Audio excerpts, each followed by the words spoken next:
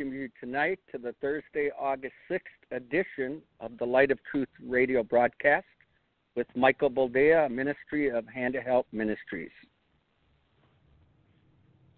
All right, I guess that's my cue. Welcome to the program. Thank you for joining us. No music today. Gino is out of town. I am in studio. This is the Light of Truth radio broadcast. I am your host, Michael Boldea. And as always, we've got a lot to cover, a lot to discuss. There's a lot on our plate. But first of all, my apologies for last week. I was stuck in traffic because apparently everyone was going somewhere last Thursday or coming back from somewhere, as it were. I don't know. But it was just hellish. They're doing construction on this portion of highway between Milwaukee and Chicago, and it turns into a 2-lane. And it just backs up like you wouldn't believe. And I thought I gave myself enough time.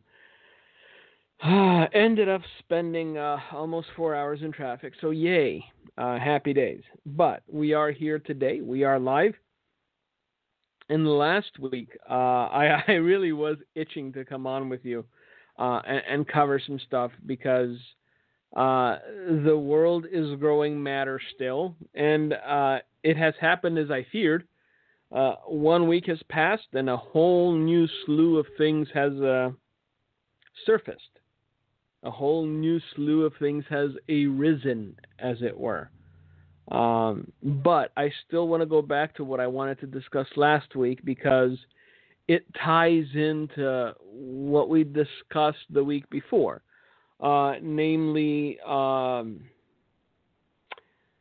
the problems and the issues within the Catholic Church. It has gotten worse. I don't think it's going to get better anytime soon, and I think that other states are beginning to open their eyes to the reality that there are some very evil men who use the cover of the priesthood as a convenient camouflage to do unspeakable things to innocents. The last program that we were live, we discussed the issues they're having in Pennsylvania, the fact that over 1,000 children were raped or molested by a cabal of priests that seem to have been in cahoots with each other, for lack of a better term, and the fact that Il Papa, the man himself, the lover of humanity and he who kisses the dirty feet of homeless people, didn't seem overly concerned with the alleged rape of 1,000 children. And to make matters worse, the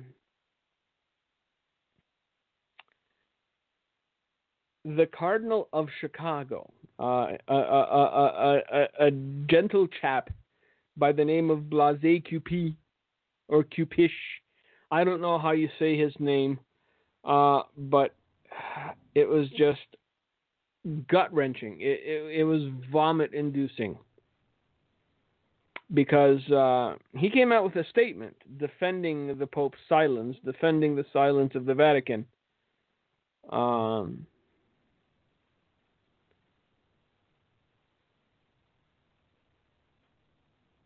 And at first glance, if you didn't know any better, if you didn't realize this was an actual news story, you'd think that the folks at the Babylon Bee had put out another zinger, as it were.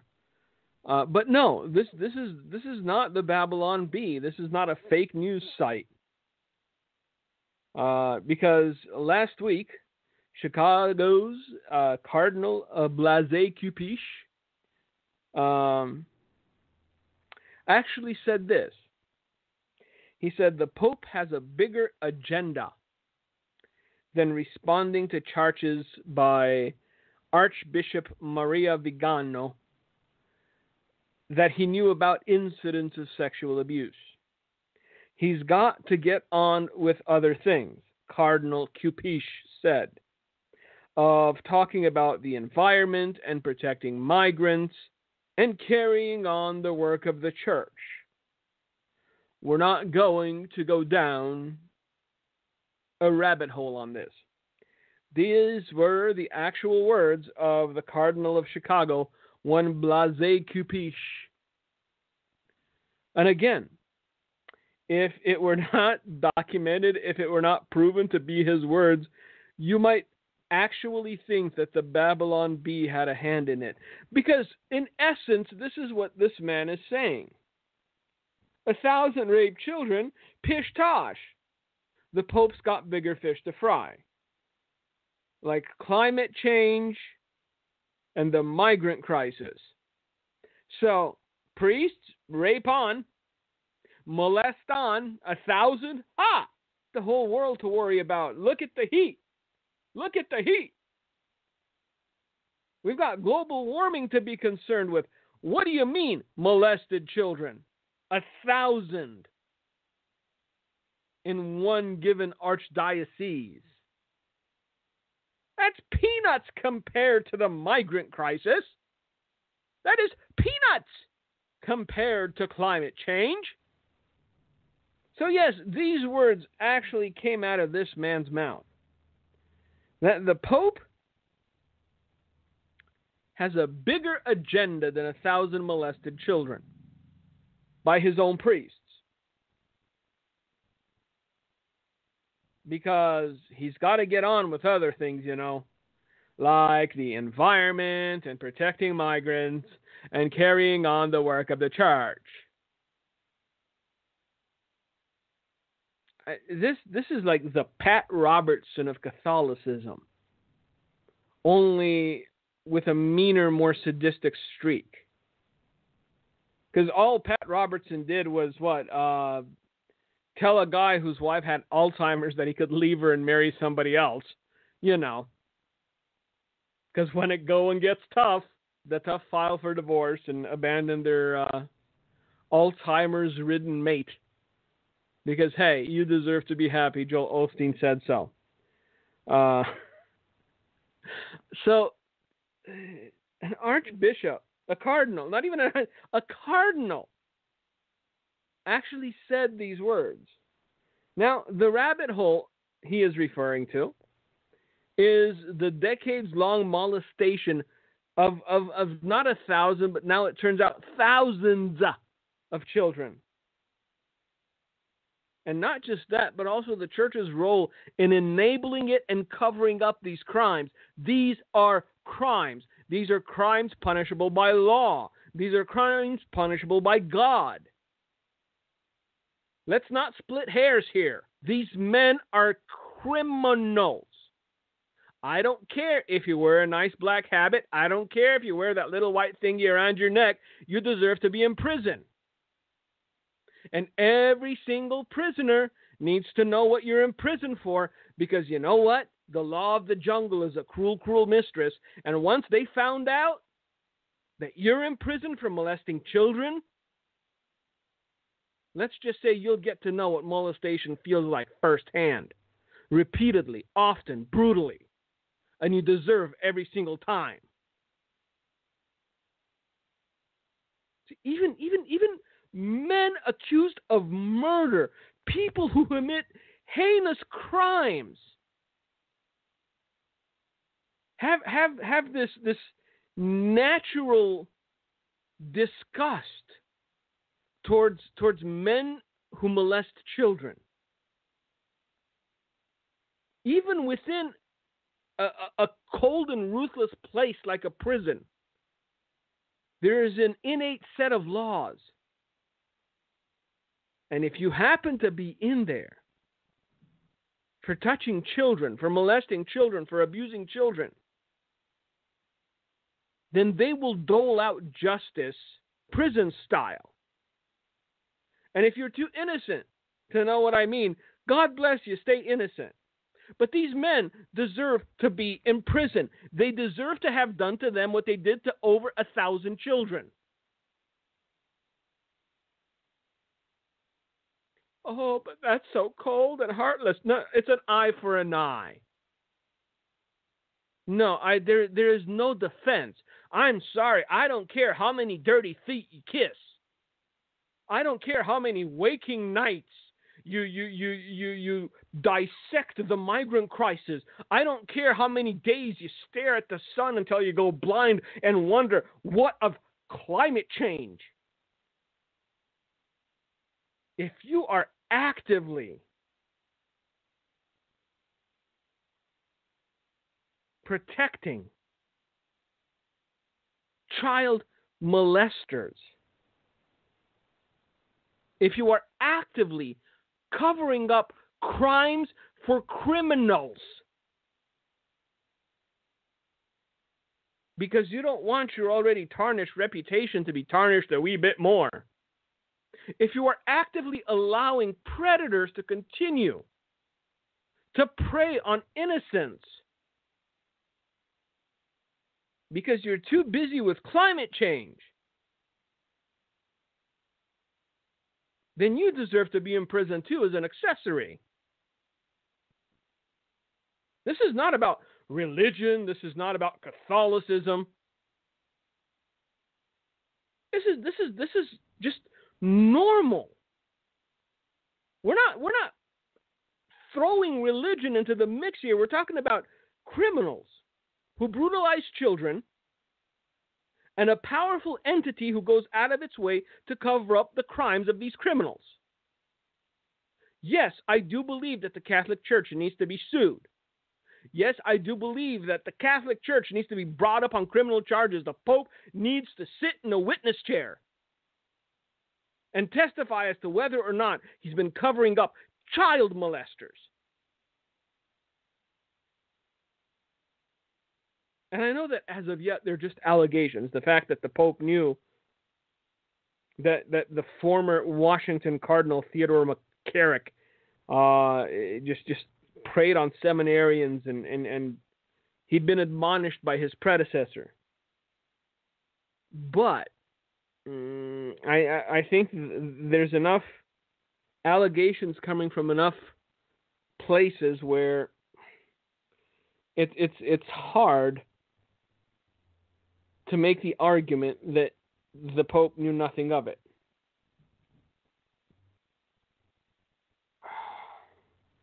This has nothing to do with hatred for this Pope because he's a libertine. This has nothing to do with hatred for this Pope because he believes that global warming is the greatest danger to mankind, even though Turkey said there will be, inevitably so, a war to the death between the crescent and the cross. This has everything to do with this Pope actively covering up and protecting child molesters and allowing for this atrocity to go on, to continue to be perpetuated. Yesterday, 2 priests were arrested in Florida for performing unsavory acts on each other in a car. So I don't know. Maybe it's just me. But if this is so rampant in the Catholic Church, mayhaps they should revisit that whole policy about priests being able to marry. Just a thought. Because between a married priest with a wife and some kids and a priest who abuses children and molests them, I'll take the one with the wife and kids.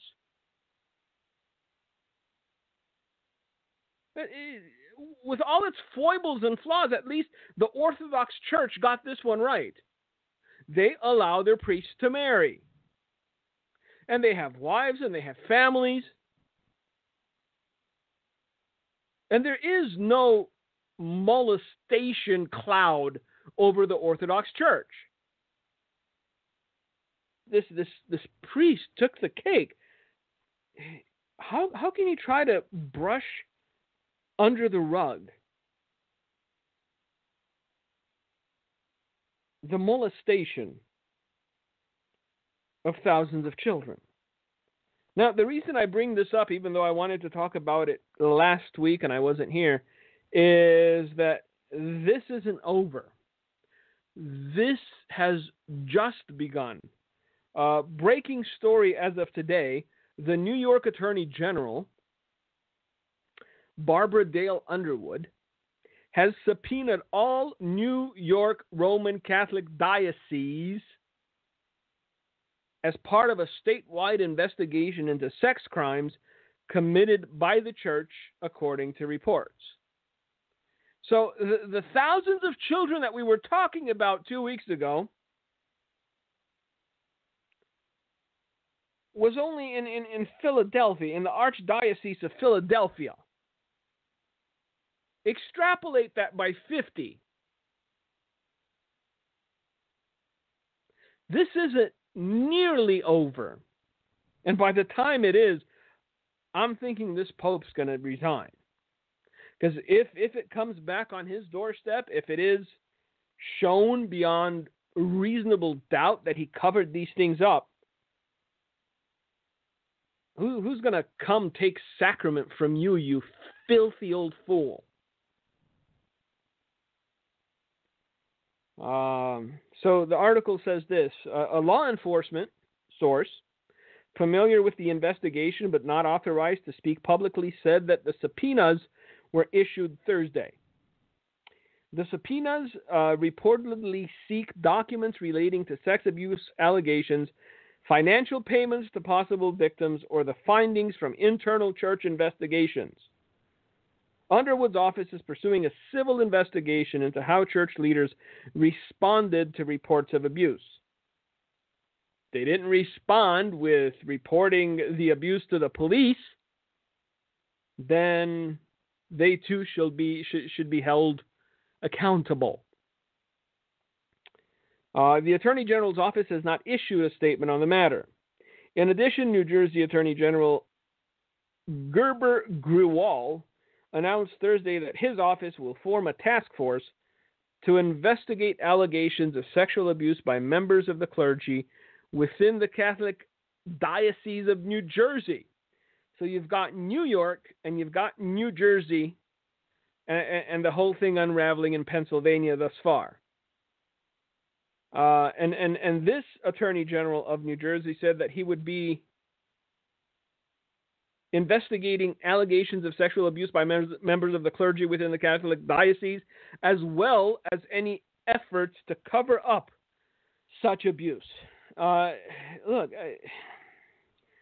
I can't go so far as to say that the cover-up is as bad as the crime, because I've had to counsel victims of sexual abuse and molestation, and very few things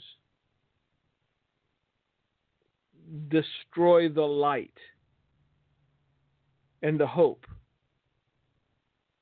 and the life in a man's heart or in an individual's heart as completely and as fundamentally as molestation and abuse by an authoritative figure. I mean, the only thing worse is when it's done by a parent, and I've had to counsel people that went through that too, and it's just horrendous. But a parent and a priest are very close on the trust spectrum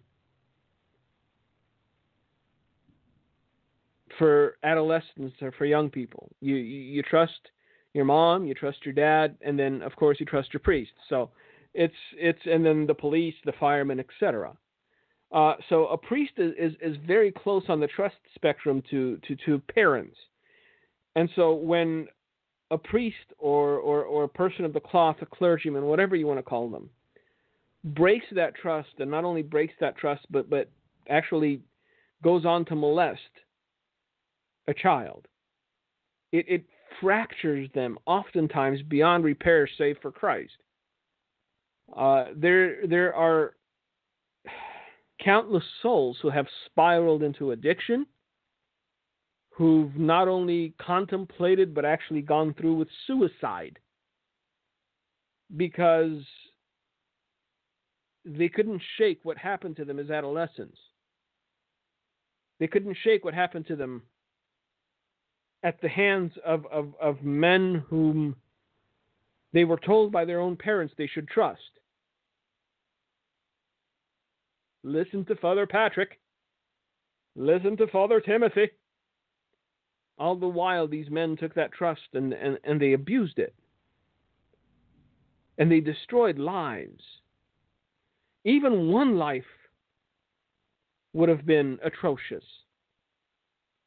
But we're talking about thousands of children who will never be innocent again, who had their innocence ripped from them. And so, yes, the cover-up should be investigated.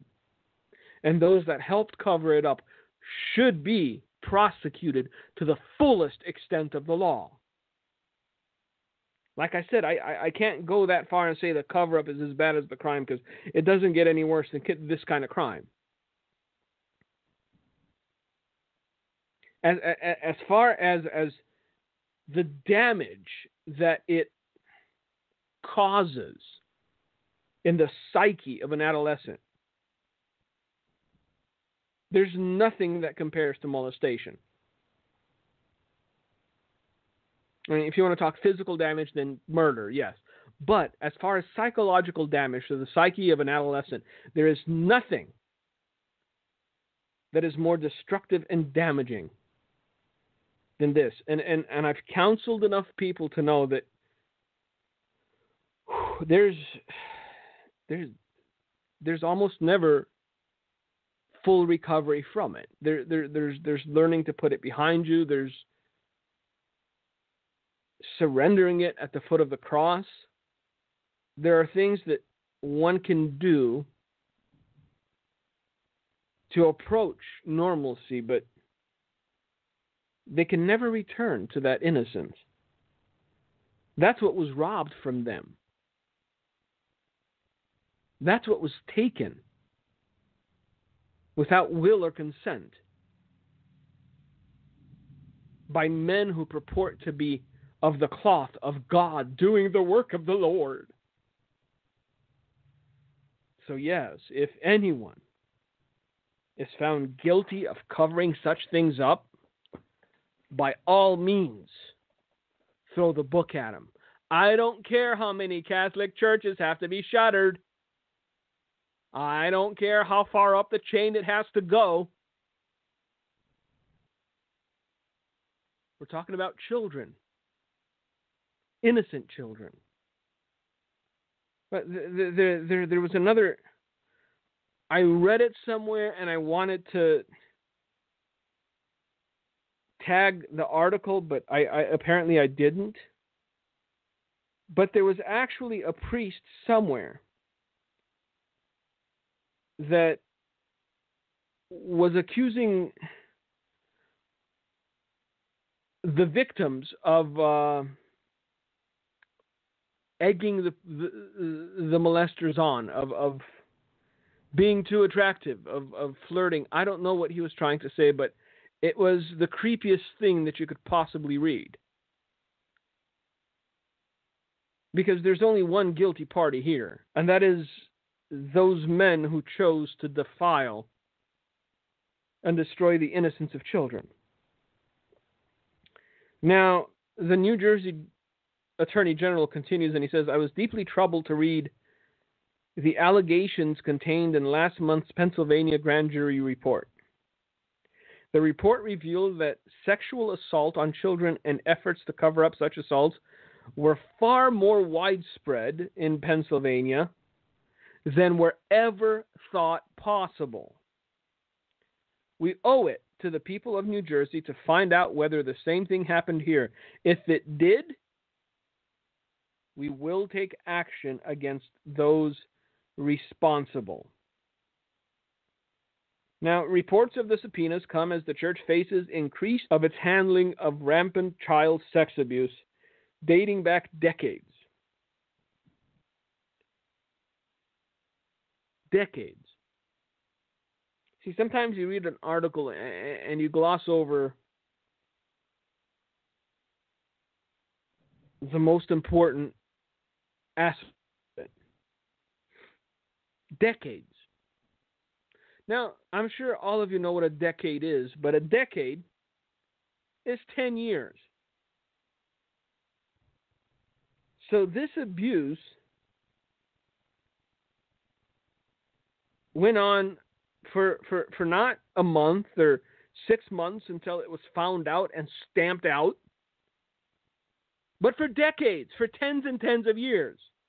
Over 1,000 children molested by over 300 Roman Catholic priests across 6 Pennsylvania dioceses. And that's just in Pennsylvania. I'm dreading the findings of New York and New Jersey, because I know it'll break my heart and make me angry in you. But it must be done. These things have to be brought to the light, not only in the Catholic Church, but wherever they are, they must be brought to the light. Because light is an amazing disinfectant. Now, the article continues here, and he says, in the wake of the scandal, Pope Francis, he who kisses the feet of the homeless, has been met with fierce criticism from inside and outside the church for response to the explosive allegations. In what many perceive to have been a tone-deaf message to parishes, the embattled Pope Monday recommended silence and prayer to counter those who only seek scandal. That is his response. Silence and prayer to those who seek to division and destruction in response to allegations. How about uncovering the cesspool and naming names and going to something that is mind-boggling to me, the secret archives of the Vatican, which detail the abuses and name the priests responsible for said abuses. They chronicled these things. And instead of dealing with the infection, instead of cutting off the rotted stump, paid off children's parents and bought their silence.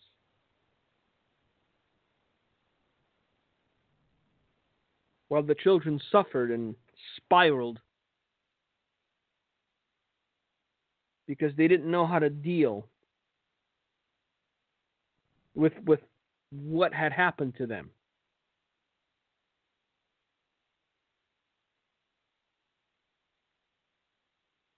Now, one of Pope Francis's leading critics said Thursday he was deeply shaken by accusations of a sex abuse cover-up against the pontiff and wants an investigation, as should we all, but is still pressing Francis to respond to an earlier set of questions about his views on marriage. Now, American Cardinal Raymond Burke denied Thursday he had any prior knowledge of the accusations penned by the former Vatican ambassador to the U.S. Archbishop Carlo Maria Vigano. The two are like-minded conservatives and have shared the podium at traditionalist conferences before. Said he read Vigano's 11-page accusation that Francis was complicit in a nearly 2-decade cover-up. 20-year cover-up of sexual misconduct allegations against ex-Cardinal Theodore McCarrick when it was published August 26th. He said he was deeply shaken by what he read and has called for an investigation. But he said, more importantly, Francis needs to respond to a set of questions that he and 3 other conservative cardinals posed over a year ago about Francis's opening to divorced and civilly remarried Catholics, questions he said are at the heart of the Christian faith. So, this has no sign of ending, and it's only going to grow. And wait till they hit the Archdiocese of California.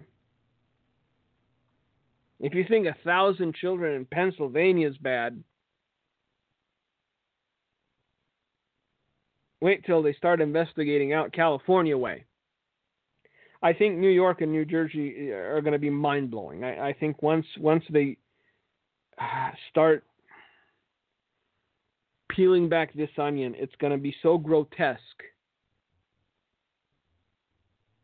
as to make the mind boggle.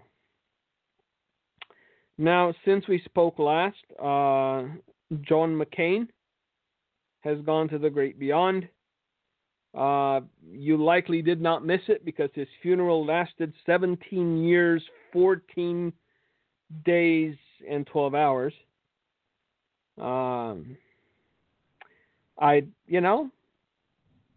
He's gone. So, I did not know the man. I just knew his policies and his vindictive nature. I know that we're all supposed to say nice things of the dead. The dead are dead. They can't hear us. So what's the point? But yes, John McCain finally lost his battle to brain cancer. And at the ripe old age of 80-something, he is gone. I don't know how long we're expected to live. But apparently, every death, even those at 105, are a surprise. Another thing that's been happening, and we're going to get to Russian nuclear bombers over Alaska too, because that happened. My brother sent me this article, and he goes, "Hey, what do you think about this?" And I texted him back, "Not a good development, but we'll get into that a little later." I want to talk a little bit about this new Supreme Court nominee, Brett Kavanaugh. Look, in order for you to understand how necessary an individual is in a certain position, you need to weigh the level of opposition against them and how utterly bent the other side gets. Now, they didn't do this during Gorsuch's Senate confirmation hearing. Unless I wasn't around or unless I missed it, I don't think anybody was arrested during Gorsuch's confirmation. Bring in Kavanaugh, and it seems every howling hound of hell was unleashed. Upstanding citizens like one Linda Sarsour. If you don't know who that is a pus-filled example of human waste. Just the nastiest of the nasty and the vile. And one thing that people seem not to understand is that members of Congress bring in individuals. That's the way they can come in and actually be spectators. And so the Democrats chose who to bring in, and it was just a cacophony of losers and just inane individuals, all yelling that they wanted to murder their babies in sanitary conditions and not in back alleys, because apparently that's their biggest fear. That's the reason they're losing their minds. That's the reason they're all apoplectic. They believe that Brett Kavanaugh is going to vote to reverse Roe versus Wade. You know what? I'm all for it. God bless if he does. But to be perfectly honest with you, if your choice is to murder the baby growing inside you, I don't care if you have sanitary conditions to do it in. Now,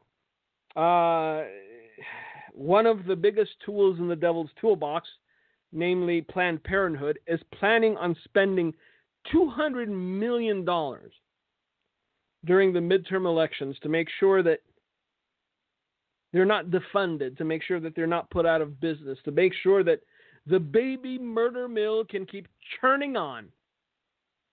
Because this is what we've become in this age. Ghouls and monsters willing to snuff out life growing inside us or turn a blind eye to those who would rob adolescents of their innocence. And these same ghouls and monsters, these same vile demons, find it completely acceptable to pontificate, to get on their soapboxes and lecture us about morality and morals. How dare you? But see, we're too dumb to see them for what they are. This is like the devil coming to Jesus going, well, it's written, why don't you just jump?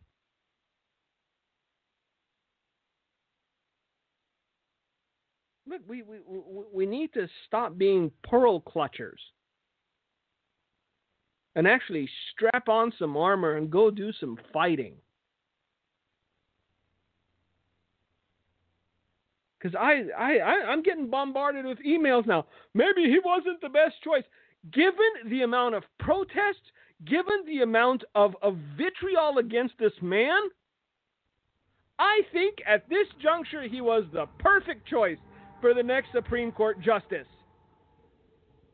I am not one to wish ill on any individual, but if the good Lord saw it fit to arrange a tea time between Ruth Bader Ginsburg and John McCain, I would not shed many a tear.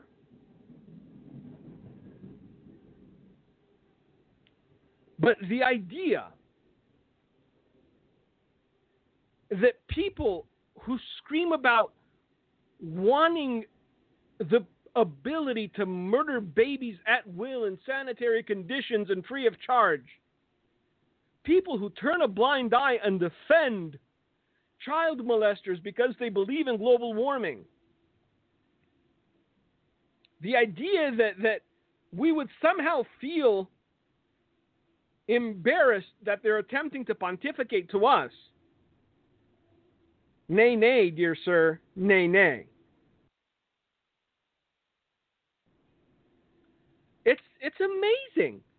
They're just, look, open homosexuals like Anderson Cooper and that mulatto fellow on MSNBC, whatever his name is, not very bright. They're trying to moralize about something that Donald Trump did 25 years ago, and asking normal, decent folk how dare they can vote for him. Really? Again, often, over the last couple of years, I've asked you to, in your minds, make this juxtaposition, make this comparison. Because you know what? No matter how much sound and fury they put up, Kavanaugh's going to get confirmed. So he is going to be the next Supreme Court justice. And like I said, Lord willing, Ruth Bader Ginsburg will soon have a date with John McCain over coffee. And so that'll make it 3. And if precedent is anything, then we're likely going to have another constitutionalist. And if you thought they lost their minds over this one, the next one is just going to, they'll just set themselves on fire on the courthouse steps. That's the only thing they have left. It's just setting themselves on fire. So bring marshmallows. But look, in order for you to understand that what's happening is a net positive for good, moral, and just people, just witness how apoplectic the other side has gotten. Complete breakdown, utter chaos, just insanity ensuing. And again, we come back to the juxtaposition. Now, who do you think would be getting confirmed this week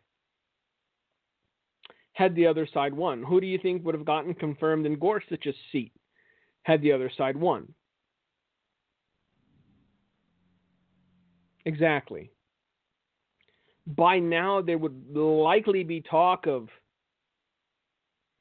silencing those big old meanies in religion, the churches, because talking about sin makes people feel bad. So, it's freedom of speech, but there has to be consequence. Consequence should be prison. Because if you tell me to stop sinning, that makes me feel bad and you should go to jail for it. Yeah. So, Kavanaugh's young enough to ensure that, barring any unforeseen circumstances, he'll be there for quite a few years. And yes, he is a Catholic. But, given everything I've read about his decisions, he is a staunch supporter of religious liberty. I'm not looking for anyone to stack the deck in our favor. I'm just looking for an even playing field. We're never going to get even playing field, even if there's another Supreme Court nominee in 6 months. Because the mainstream media is nonstop rabid against what we would consider or classify as normal.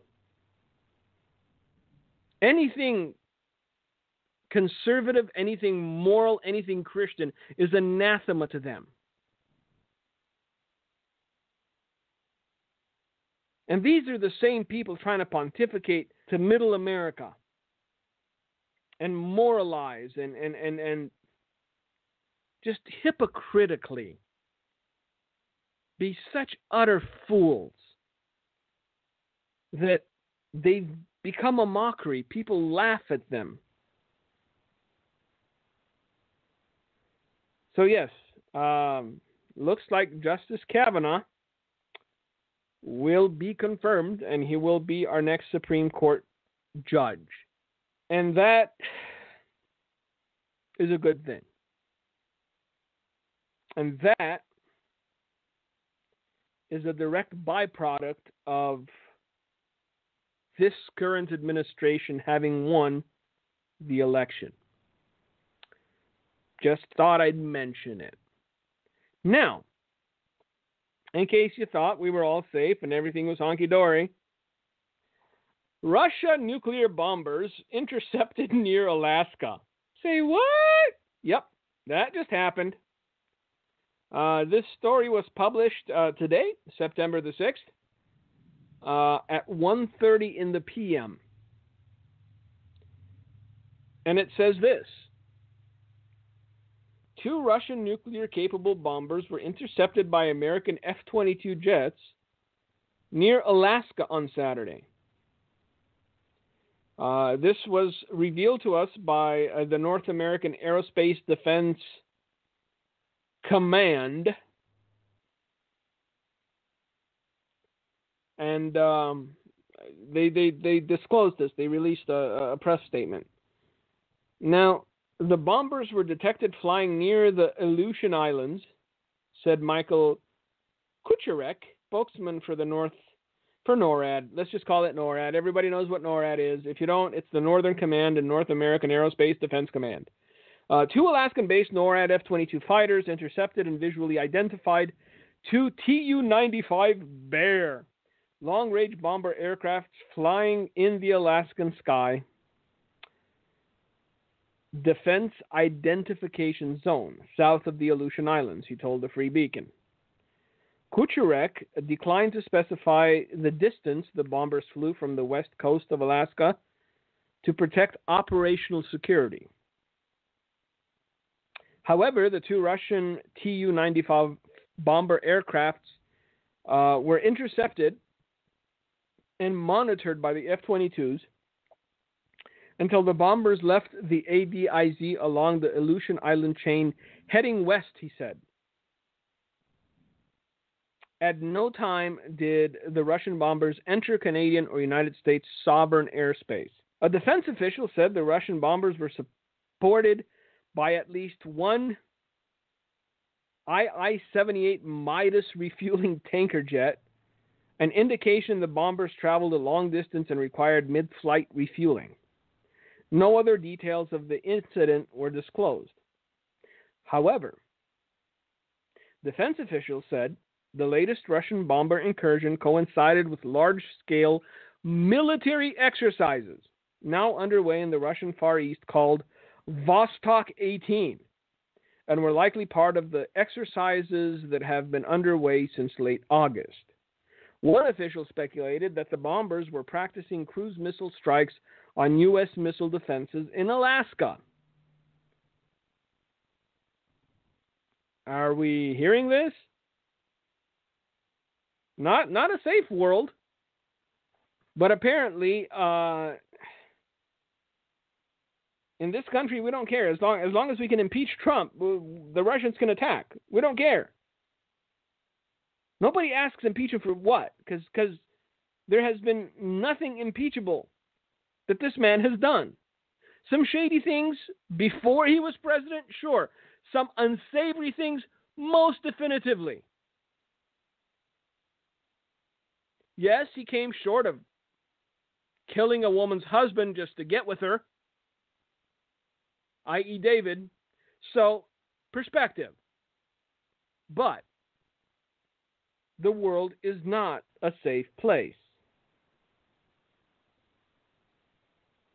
The bombers are capable of carrying the nuclear-tipped KH-55 long-range cruise missiles that have a maximum range of up to 1,841 miles. The intercept took place near the large phased array radar system called Cobra Dane that monitors Russian missile launches and aircraft flights. The radar is located at Irisak Air Station on remote Shimia Island, one of the Aleutians located 1,455 miles west of Anchorage. Cobra Dane would be one of the first targets of a Russian air-launched cruise missile strike in the early stages of a conflict. The bombers also were within cruise missile firing range of the U.S. Missile Defense Base at Fort Greely, Alaska, where long-range ground-based interceptors are deployed as part of strategic missile defenses. A third possible target for the bombers is the Clear Air Force Station in central Alaska that is home to the AN FPS-123 upgraded early warning used to detect submarine-launched ballistic missiles. So these two nuclear bombers weren't just out for a stroll. From where they were at,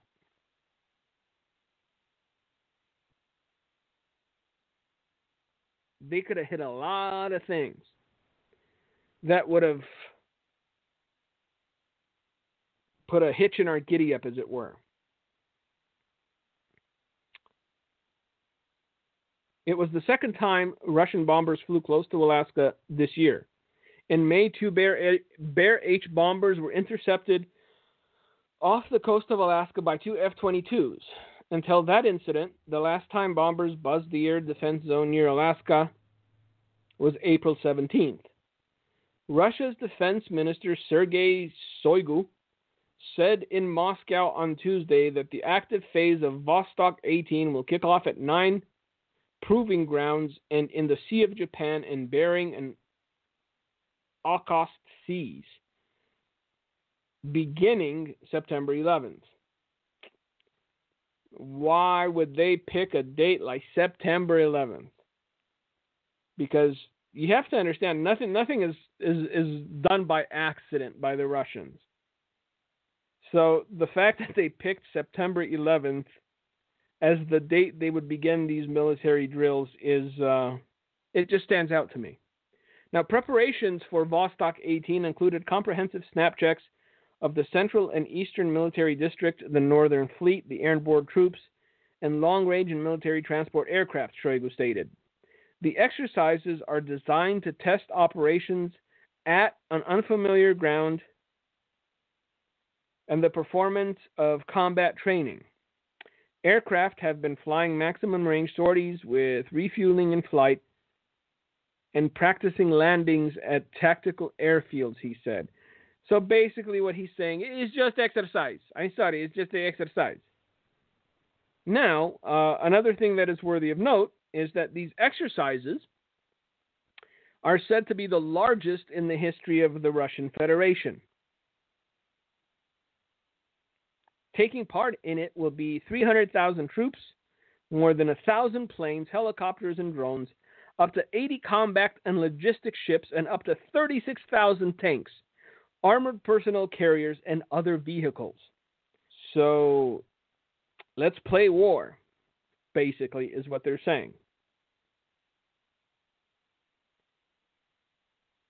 Now, a senior fellow at the American Foreign Policy Council wrapped it all up with the following assertion. Clearly, Russia is rehearsing a large-scale war. This little nugget, and juxtapose it with what we just discovered yesterday, namely the fact that the English, the United Kingdom, is ramping up their aggression on the Russians. They say they have identified two Russian GRU officers who poisoned that father-daughter team in London. So you have, on the one hand, the Russians practicing for a large-scale war. You have, on the other hand, the English trying to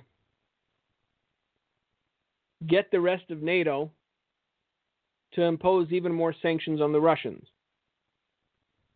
Because if the globalists couldn't get Donald Trump to pick a war with Putin, they'll have to pick a war with Putin themselves. And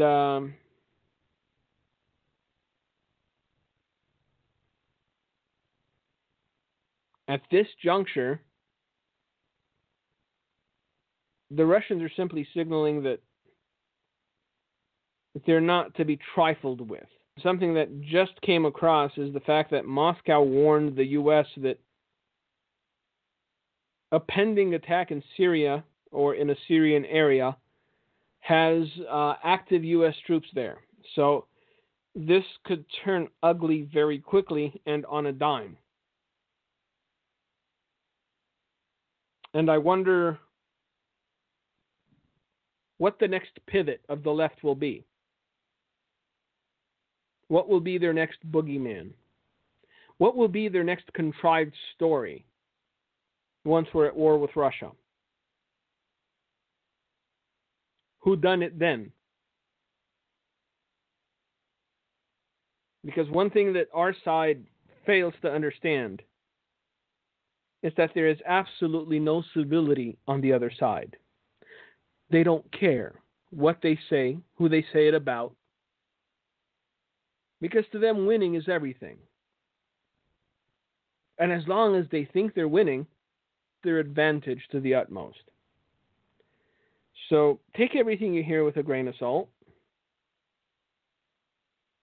because the left is becoming more and more unhinged with each passing day. I just heard Gino pop back on, so I will take this time to say thank you for joining us. Thank you for listening. Hopefully, actually next week I will be at O'Hare Airport, so I will not be with you. But the week after, I'm sure we'll have a lot to talk about. Until then, may God bless you, may God keep you, and Gino, it's all yours. Well, I'm reminded, Mike, by the scripture, perilous times will come in the last days, and it's very sobering that you can see they definitely are strategizing for some form of war games. And what's the target? Well, about 6 months ago, Russia had a military conference. Putin was speaking, and they did an animation of 10 warheads hitting Florida. And so if anyone has a doubt about their intentions, Google the animation of the nuclear attack on Florida that was shown at the Russian meeting. Was like a state, a meeting of the state, military type meeting. And, I'd urge you to go to handyhelp.com and get the Wake Up America DVD and blow a trumpet while we can, because there is no doubt when they say peace, peace, sudden destruction will come. And America definitely days could very well be numbered, And if there's not repentance, we don't have a turning back to Christ and morality and decency, trouble could be not far away. So God bless you all so much for listening. As Mike said, he won't be on next week, but this show will go on Monday on the YouTube channel. And please get the word out, Try to let your friends, church folks, and others know about the meeting or the radio show. And also in October, we will have a statewide meeting with Mike in Indiana. And in November, we will have one in Michigan. And we're going to try to have one state-type meeting a month in the coming months across the country. So getting the folks together again and blowing a trumpet and reminding them that peace is not going to be permanent. So God bless you. Thank you so much for listening to the Light of Truth broadcast.